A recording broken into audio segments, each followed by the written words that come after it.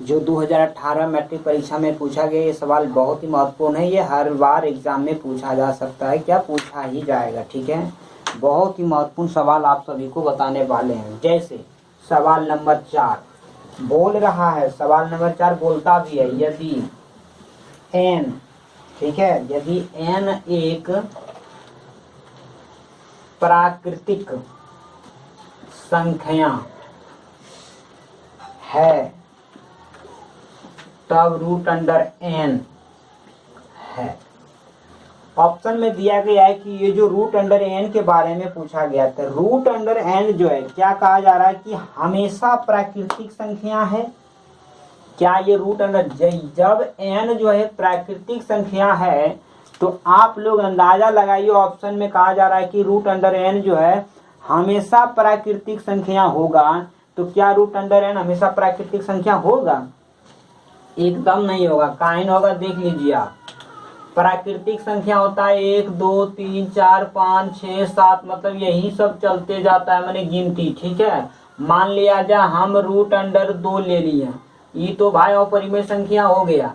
Root 3 ले लिए, ये भी हो गया। अगर हम रूट 36 लेते हैं, उतना दूर जाने का जरूरत नहीं, 4 ले लीजिए, तो क्या आपका 2 निकला, यानी ये क्या हो गया, ये हो गया आपका प्राकृतिक संख्या। ठीक है, तो यानी कि हमारा ऑप्शन नंबर ए जो बोल रहा है कि हमेशा प्राकृतिक संख्या है, तो प्राकृतिक संख्या हमेशा नहीं रहता है। अगर रूट के अंडर में कोई ऐसी संख्या जिसका पूर्ण वर्गमूल निकल जाए तो वही जो है हमारा प्राकृतिक संख्या हो सकता है, बाकी जो है हमारा अपरिमेय संख्या हो जाएगा। ठीक है, तो सवाल ऑप्शन नंबर 2 में कह रहा है कि हमेशा अपरिमेय संख्या है। अच्छा, हमेशा अगर अपरिमेय संख्या भी बोल दिया तो यह भी बात गलत हो जाएगा, क्योंकि हमेशा अपरिमेय आता है, कभी प्राकृतिक भी आ जा रहा है, इसलिए यह भी गलत हो गया। सी में क्या कह रहा है कि हमेशा परिमेय आता है। परिमेय, परिमेय कहिए प्राकृतिक संख्या, सब प्राकृतिक परिमेय संख्या ही है। ठीक है, तो होता क्या है कि यह अभी हमारा नहीं होगा, क्योंकि सब संख्या परिमेय कैसे होगा,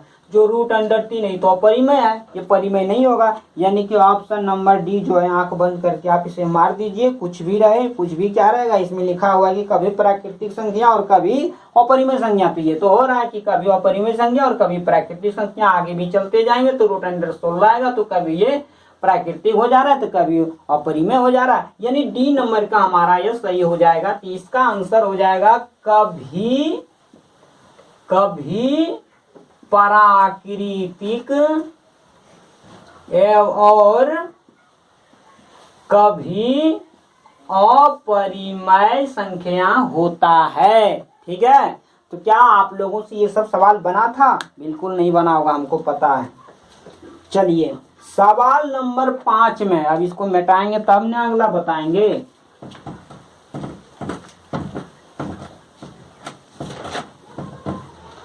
पांच नंबर का सवाल, ठीक है, 5 नंबर का सवाल कह रहा है यदि प्रथम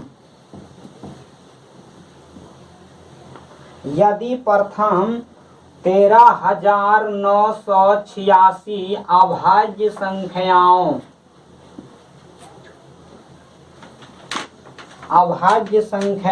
का योग n है, तो n हमेशा भाज्य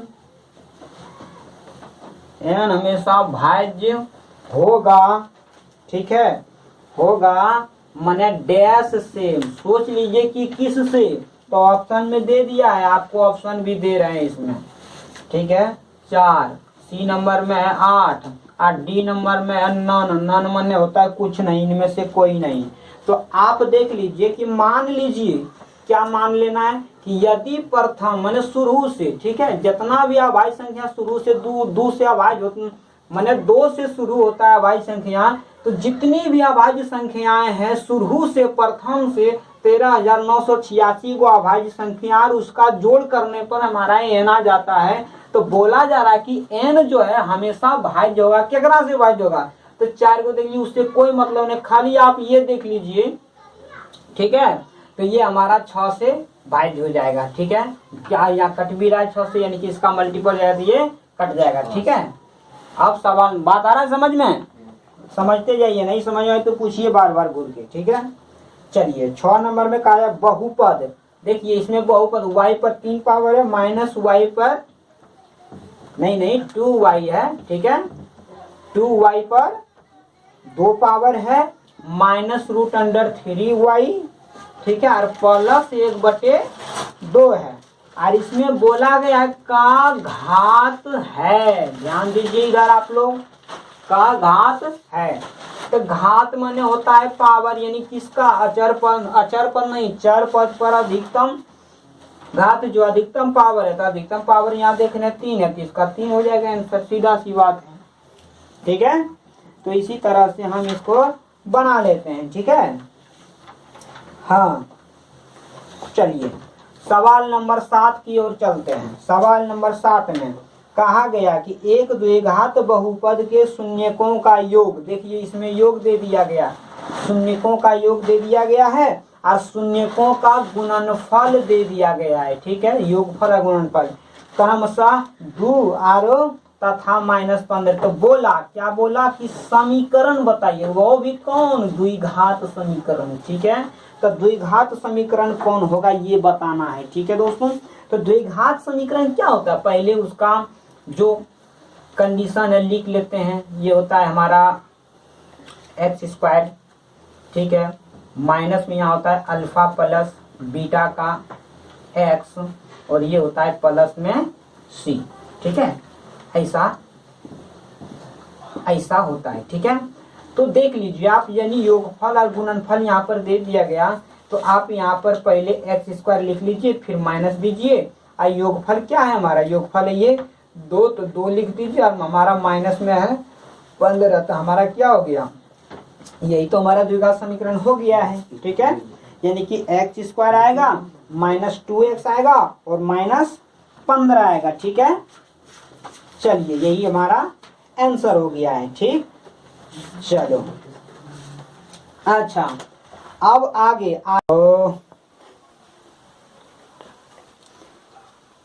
चलिए 8 नंबर का सवाल,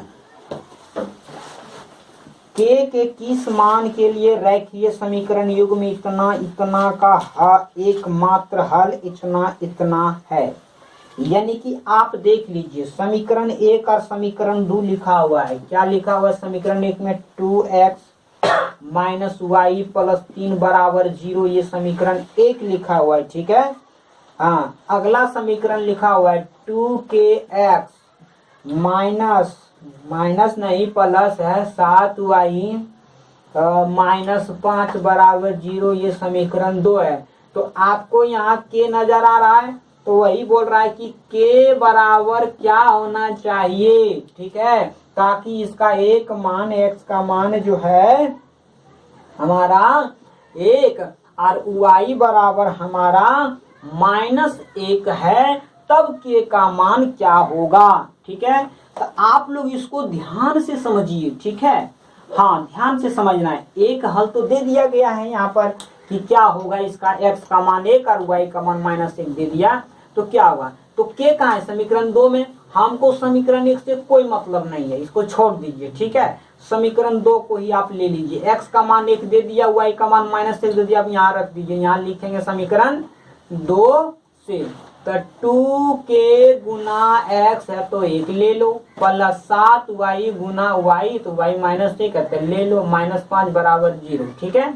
तो यहाँ पर हमारा 2k और यहाँ पर -7 और -5 = 0, यानी कि 2k बराबर 7 5 12, इधर चला गया, 2 से कट गया 6 बार में, k बराबर क्या आया 6, तो हमारा k का मान आ गया 6, ठीक है। इस प्रकार से हम इसको बना लेंगे एकदम फास्ट तेजी से, यानी ऑप्शन नंबर सी में हमारा यही है, ठीक है।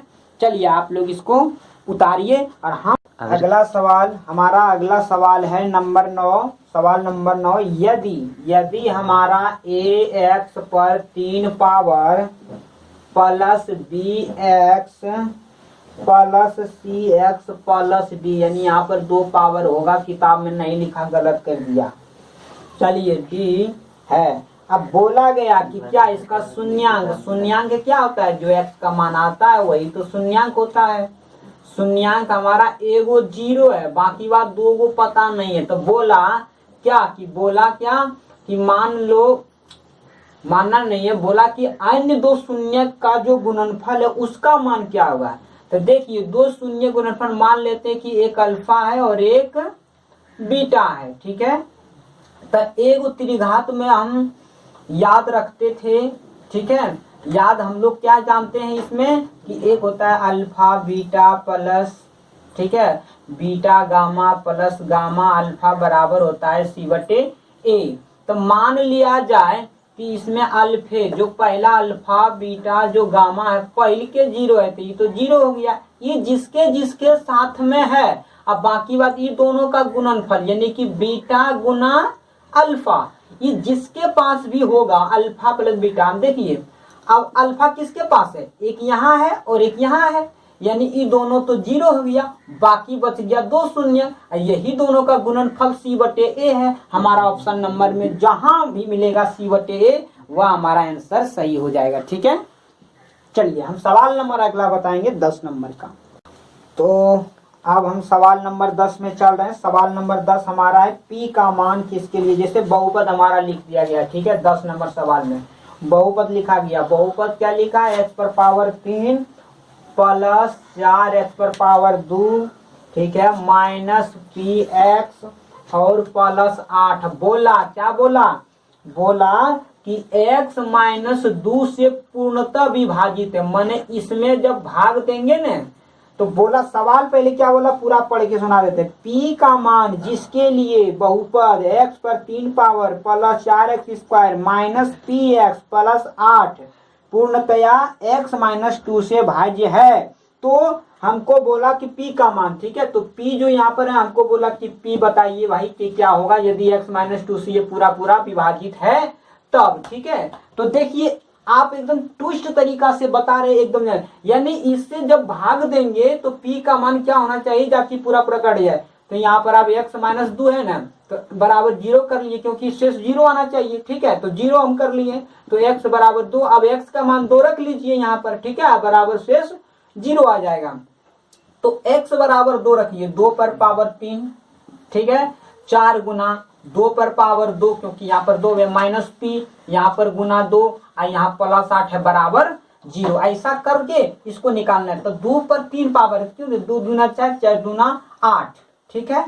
और यहाँ देखिए माइनस है तो माइनस 2 दूना 4, 4 चौक 16, यहाँ माइनस 2p और यहाँ प्लस 8 बराबर 0। अब 2p को एक साइड में रखिए, जितनी भी संख्या सबको एक साइड में भेज देना, ठीक है। तो 8 है प्लस में तो ये इधर माइनस में 8, ठीक है। ये देखिए 16 है हमारा माइनस में, इधर जाके प्लस, ये हो गया हमारा माइनस, ठीक है। तो यहाँ माइनस 2p बराबर माइनस 8, 8 हो गया 16 और प्लस 16, ये दोनों कट गया, यानी कि हमारा p बराबर 0 ही आ रहा है, जो हमारा ऑप्शन नंबर ए में है हमारा यह सवाल, ठीक है। चलिए अब जो है सवाल नंबर 11 में चलते हैं। तो सवाल नंबर 11 हमारा क्या कह रहा है, सवाल नंबर 11 कह रहा है कि यदि क्या, यदि √3 tan थीटा बराबर 3 sin थीटा है, ठीक है, तब कौन चीज, तब पूछा कि sin² theta minus cos² theta का मान माने कौन सी होगा, ठीक है, यही हमसे पूछा गया है। तो यहाँ से हम कुछ मतलब ये करेंगे, जैसे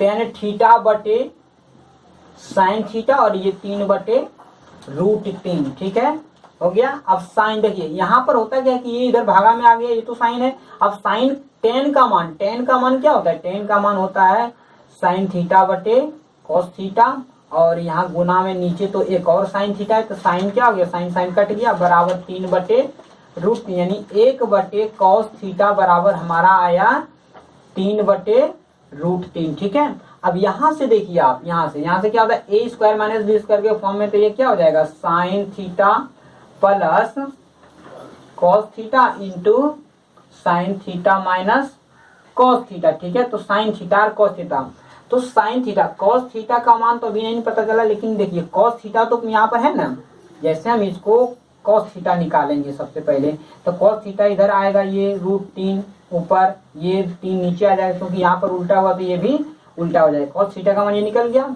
अच्छा, अब साइन थीटा का मान हमें पता करना है, ठीक है। तो साइन थीटा का मान हम कैसे पता करेंगे, देखिए साइन थीटा,